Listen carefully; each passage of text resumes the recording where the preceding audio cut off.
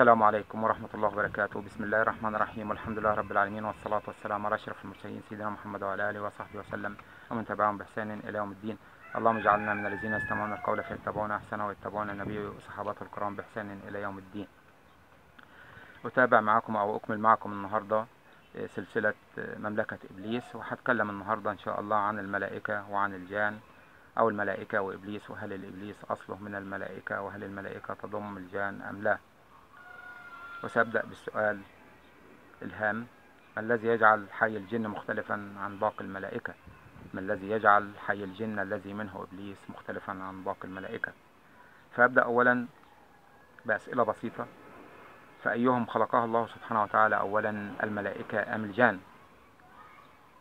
لم يذكر لنا الكتاب ولم تذكر السنة من خلق أولا، لكن من سياق أحداث وترتيب المخلوقات نستنتج أن الملائكة خلقها الله سبحانه وتعالى أولا، فمنهم حملة العرش، ومنهم المسخرون للقيام بتنفيذ أوامر الله سبحانه وتعالى في السماوات والأرض والجنة والنار، ومنهم الموكلون بالوحي والنزول على الأنبياء والرسل، وكذلك تسير حركة الكون بما فيه من أرزاق وأمطار وكتابة وتهيئة ومراقبة كل ما هو على سطح الأرض، وكل ما هو موجود في الأماكن التي يعلمها الله سبحانه وتعالى، سواء كانت في السماوات السبع أو في الأراضين السبع. كل ذلك يستدعي وجود الملائكة أولا، فهم وكلهم الله سبحانه وتعالى بأمر كل شيء في السماوات والأرض، وسخرهم الله سبحانه وتعالى لعمل كل شيء. ونبدأ بسؤال آخر: أيهم خلقها الله سبحانه وتعالى، الجن أم الإنس؟ كلنا يعلم أن الله سبحانه وتعالى خلق الجن قبل الإنس، وذلك بنص آيات الله سبحانه وتعالى.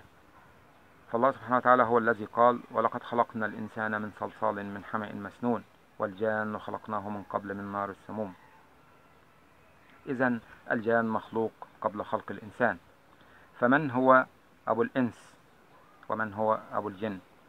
أبو الإنس كما يذكر الكتاب وكما تذكر السنة وكما يذكر العلم، علم الوراثة، هو آدم، وآدم فقط، وهو أصل الذكر والأنثى، وهذا ما يثبته علم الوراثة، وحاولت أن أثبته في حلقات سابقة، وسوف أثبته مرات ومرات أنه آدم، وذلك من خلال علم الوراثة.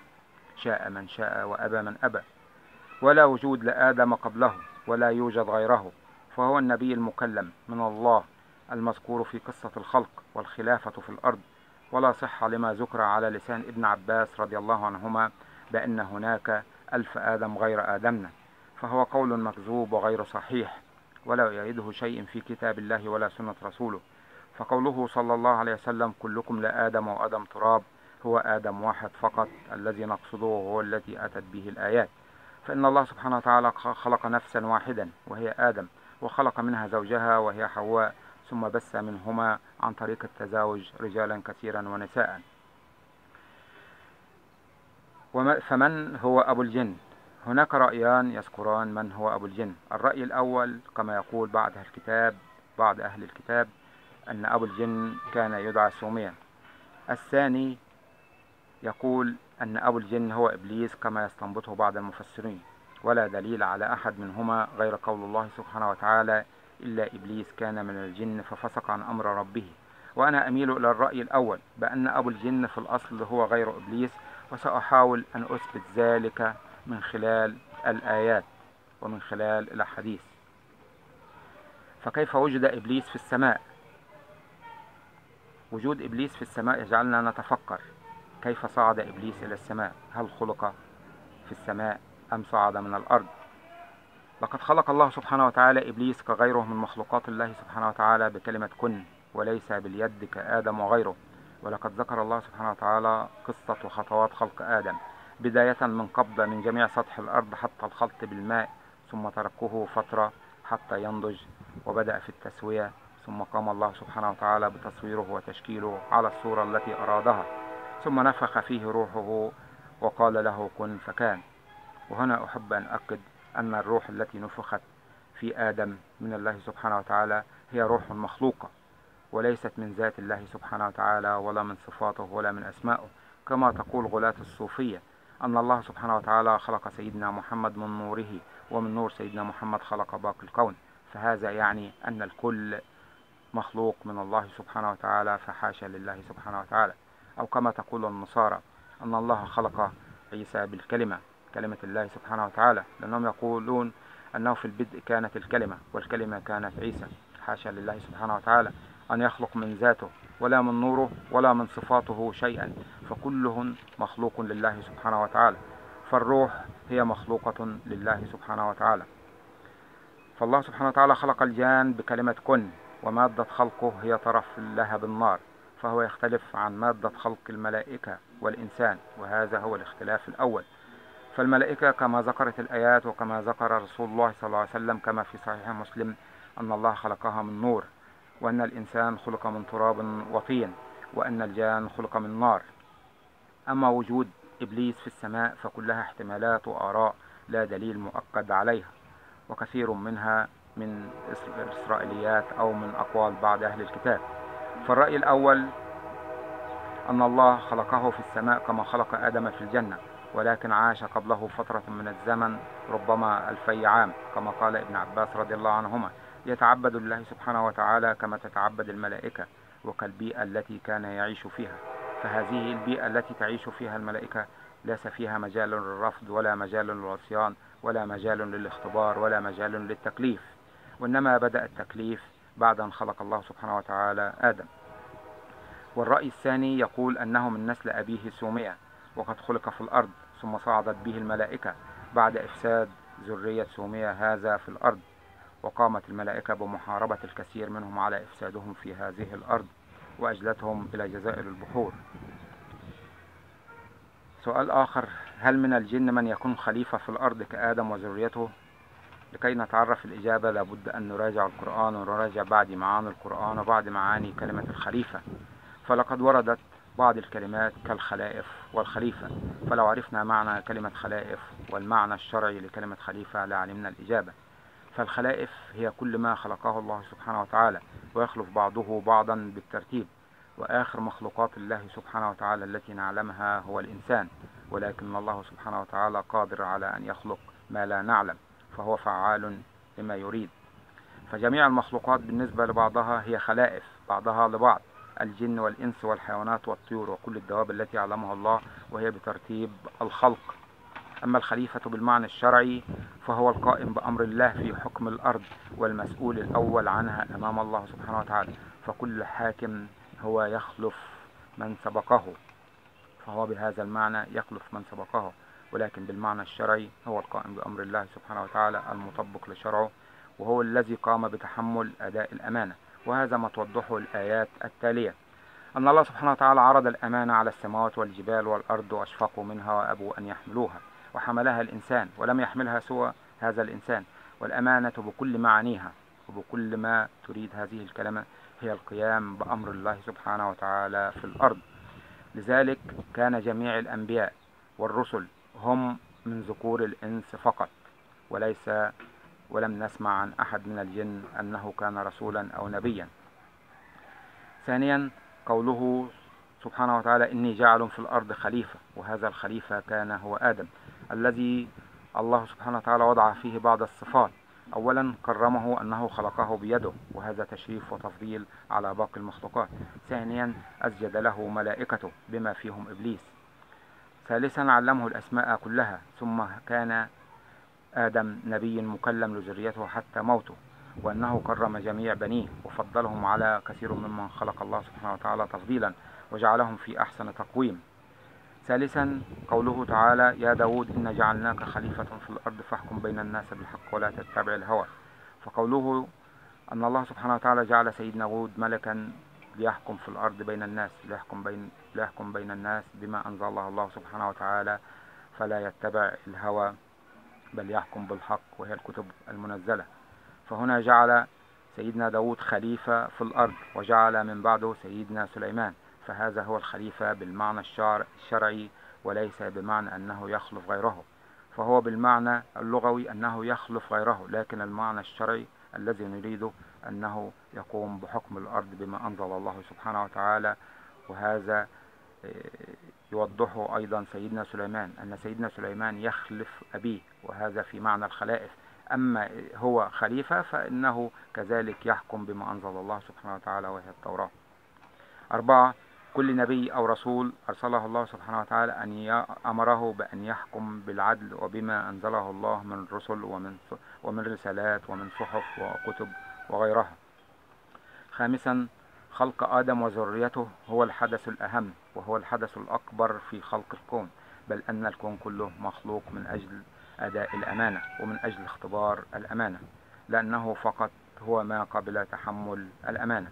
سادسا، وهذا هو الدليل الأهم، أن الجن مأمورون باتباع أنبياء ورسل الإنس، لذلك لم يجعل الله سبحانه وتعالى منهم خليفة في الأرض، بل هم مأمورون باتباع أنبياء ورسل الإنس بداية من آدم حتى سيدنا محمد صلى الله عليه وسلم، مع الأخذ في الاعتبار أن كل نبي أو رسول كان يرسل في قومه خاصة، أما رسول الله صلى الله عليه وسلم فقد أرسل للناس عامة وكافة في كل مكان وكل زمان حتى قيام الساعة. فالجن الذين ذكرهم القرآن عند بعثة النبي صلى الله عليه وسلم كانوا يؤمنون بسيدنا موسى، يؤمنون بالتوراة، وأنهم كانوا يعلمون أنه هناك كتاب قبل نزول القرآن، ثم طالبهم الله سبحانه وتعالى بالإيمان بسيدنا محمد، وكان يقابلهم ويعلمهم شرائع الإيمان. فآدم هو الخليفة بالمعنى العام، أي أنه يخلف غيره من المخلوقات هو وذريته.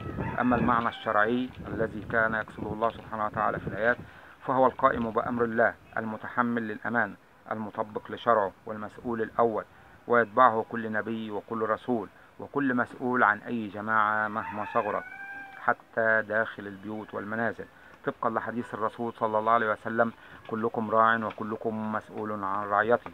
يتبقى السؤال الأبرز: هل الشيطان في الأصل كان ملاكا فسقط في الهاوية، أم هو خلق مختلف عن الملائكة؟ وهذا السؤال قد تنازع فيه السلف والخلف، وأنا على أثرهم أكمل نتيجة ما توصلت إليه. ففي البداية مثلا أستعرض آراء المفسرين السابقين وأستعرض كلا الرأيين. فمن قال أنها إبليس كان من الملائكة، وأن الملائكة كان من ضمنها حي يقال له حي الجن الذي منه إبليس، وحي الجن هذا قد خلقوا جميعا من النار وهو خلق إبليس، ولكنهم كانوا من الملائكة. وبهذا الرأي يقول من الصحابة ابن مسعود وابن عباس، ومن التابعين سعيد بن المسيب وأبو الحسن الأشعري وموفق الدين بن قدامة المقدسي وأئمة المالكية وشيخ المفسرين الطبري. والدليل عندهم أن الله سبحانه وتعالى قد أمر جميع الملائكة بالسجود لآدم، وأن إبليس كان معهم وعصى، فهذا دليل على أنه كان من الملائكة، وأنه كان كما ذكرت من حي يقال له الجن. أما الرأي الآخر فهو الذي يعارض ذلك ويقول أن إبليس لم يكن من الملائكة قط، فروي هذا الرأي عن الحسن وأنه قال: لم يكن من الملائكة طرفة عين، وأنه لأصل الجن كما أن آدم أصل الإنس. ويذكر من الأدلة مثلا أن الملائكة معصومون من ارتكاب الكفر في حضرة الله سبحانه وتعالى، فالملائكة لا تعصي الله سبحانه وتعالى بأمر الكتاب وبنص كلام الله سبحانه وتعالى الذي يقول: لا يعصون الله ما أمرهم ويفعلون ما يؤمرون. وكذلك قوله تعالى: لا يسبقونه بالقول وهم بأمره يعملون. وأن الاستثناء في الآية لا يعني أن إبليس من جنس الملائكة وأنه خلق من نور أو أنه مثلهم، بل كان يتعبد معهم، موجودا معهم وقت الأمر بالسجود. كذلك من أدلتهم أن الملائكة خلقت من نور وهو من نار، وهذا اختلاف واضح وبين بنص الكتاب وبنص السنة.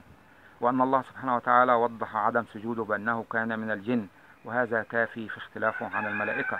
وقوله تعالى: وما خلقت الجن والإنس إلا ليعبدون، فالله سبحانه وتعالى لم يقل وما خلقت الملائكة والإنس، بل قال وما خلقت الجن والإنس إلا ليعبدون، فهذا دليل عن اختلافه عن الملائكة، فالملائكة لا تعصي الله سبحانه وتعالى.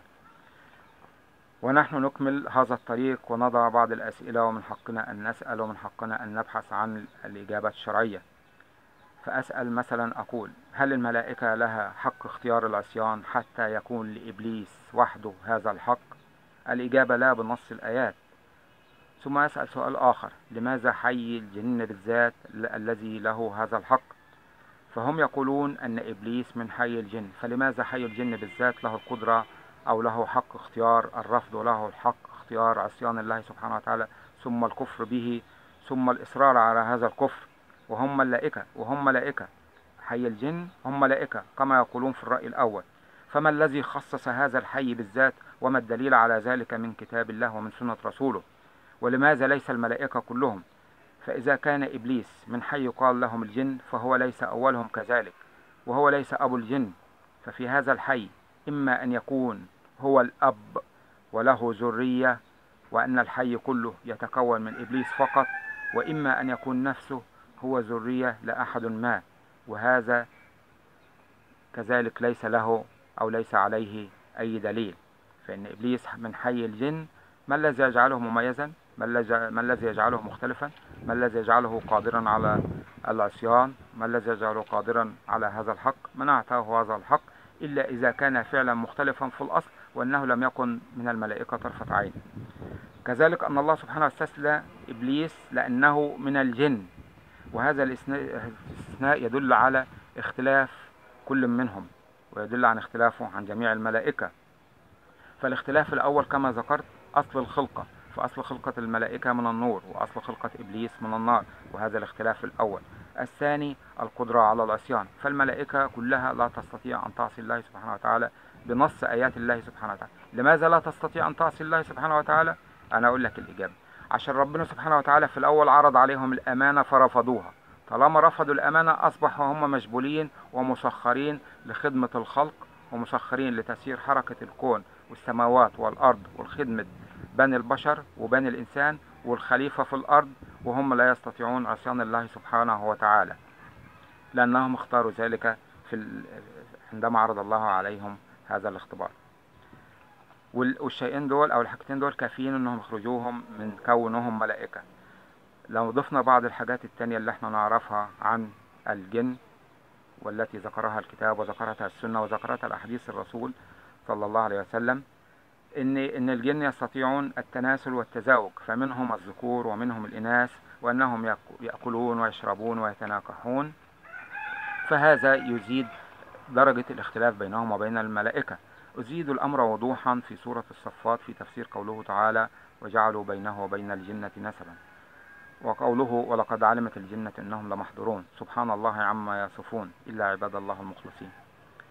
فتفسير هذه الآيات أن أعدى الله سبحانه وتعالى المشركين وبعض اليهود وصفوا أن الله سبحانه وتعالى إبليس إخوان، وهذا نجده في بعض ديانات الرومان وديانات اليونان الذين يقولون أن الإله في الأصل هم إلهان، إله النور وإله الظلمة، وهذا ما يقوله عبد الله المشركين، أن الله سبحانه وتعالى وإبليس إخوان، فالله هو رمز للخير أو رمز للنور، وإبليس هو رمز للشر أو رمز للظلام والعالم السفلي، فتلك العقائد متشابهة. وقال غيرهم أن الملائكة بنات لله سبحانه وتعالى، وأن الجنة هي الملائكة، وأن أمهاتهم من الجن. وكذلك قالت بعض اليهود أن الله سبحانه وتعالى قد تزوج من الجن، حاشا لله سبحانه وتعالى، فخرج منهما الملائكة. وفي سورة الزخرف قوله: وجعلوا الملائكة الذين هم عباد الرحمن إناثا أشهدوا خلقهم ستكتب شهادتهم ويسعفون. هنا ربنا سبحانه وتعالى بيذكر ان المشركين والكفار واليهود خلوا الملائكة اللي هم عباد الرحمن اللي هم نعرفهم، سيدنا جبرائيل وسيدنا ميكائيل وسيدنا إسرافيل وحملة العرش، عبارة عن إناث. فالله سبحانه وتعالى نفى عن نفسه الزوجة، ونفى عن نفسه الولد، ونفى عن نفسه النسب، ونفى عن نفسه الشريك والأخ، وأنه لا إله غيره وليس كمثله شيء وليس له كفوا أحد. ونفى كذلك عن الملائكة أن يكونوا إناثا من نسل الجن، وأنهم عباد مكرمون.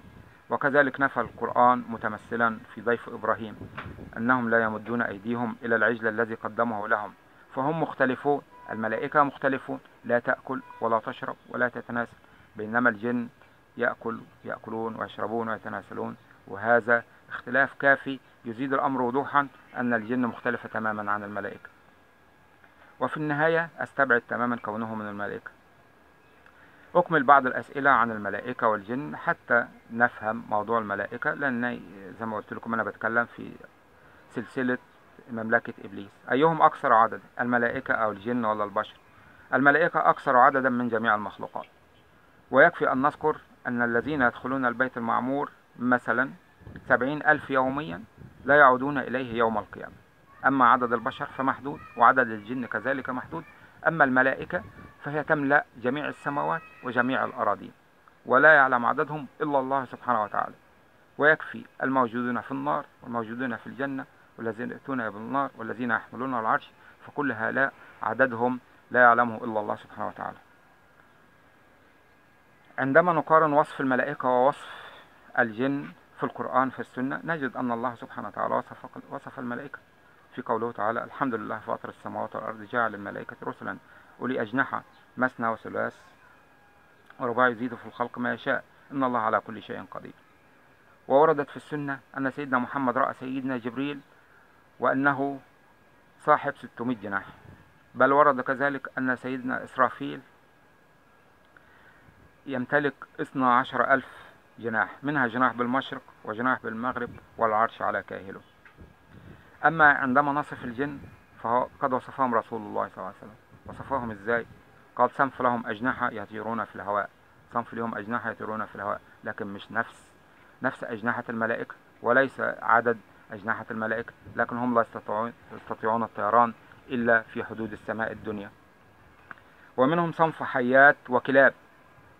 طب الملائكة في الأصل أشكالها لا تكون حيات ولا كلاب، فهذا اختلاف آخر.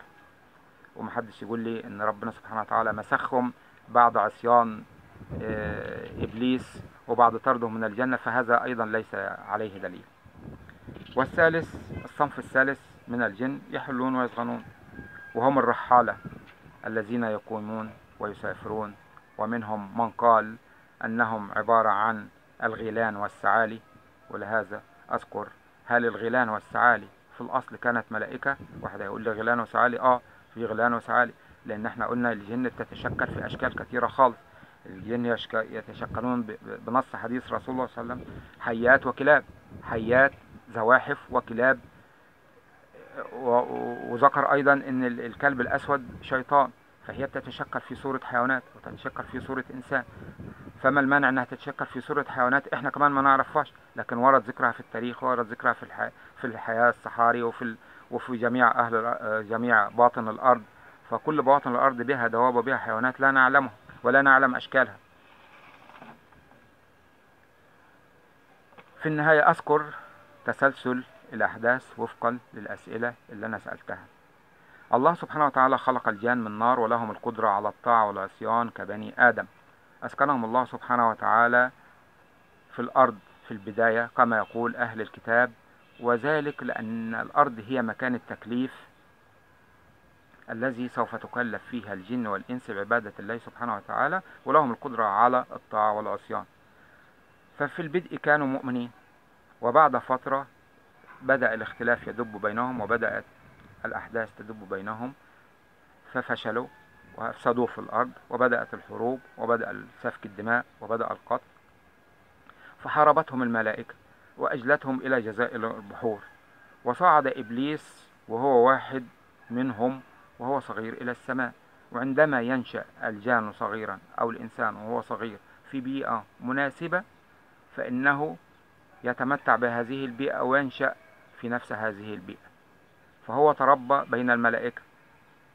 فماذا نعتقد أنه سيفعل؟ لابد أن يترقى في العبادة، ولا بد أن يترقى في الإيمان حتى يصل إلى أعلى الدرجات، لأن هذه طبيعته.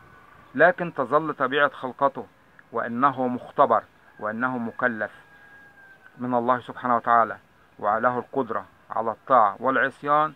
فمتى تعرض للاختبار سوف تظهر صفاته الداخلية، وهذا ما ظهر عند اختباره بأن أمره الله سبحانه وتعالى مع الملائكة بالسجود لآدم فأبى، وقال: أنا خير منه خلقتني من نار وخلقته من طين.